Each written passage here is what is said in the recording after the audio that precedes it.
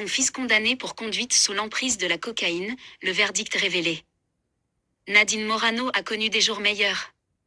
Grégoire, l'un de ses fils, vient d'être condamné après avoir été interpellé en 2023 pour délit de fuite et mise en danger d'autrui. Pour rappel, il avait pris le volant sous l'emprise de la cocaïne. S'illustrant en politique, Nadine Morano a bien malgré elle vu l'un de ses enfants faire l'actualité en 2023.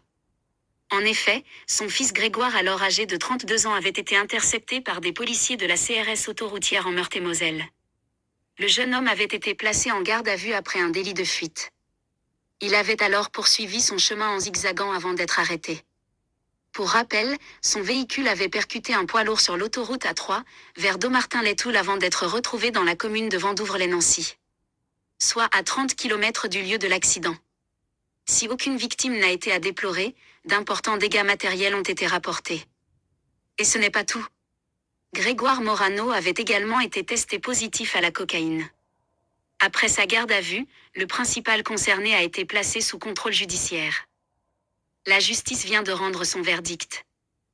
Il avait aussi été sommé de respecter certaines règles. Notamment de ne plus conduire avec l'obligation d'accomplir un stage de sensibilisation à la sécurité routière. À l'époque, nos confrères de BFM TV, comme l'a notifié Pure People, que ce dernier avait été épinglé par le passé pour d'autres infractions routières. À en croire leurs révélations, ce n'était pas la première fois qu'il se faisait arrêter pour conduite sous stupéfiants, ce qui représente une circonstance aggravante et lui fait encourir une plus lourde de peine. S'il a été absent à l'audience du 17 janvier dernier, le couperet vient de tomber pour le trentenaire.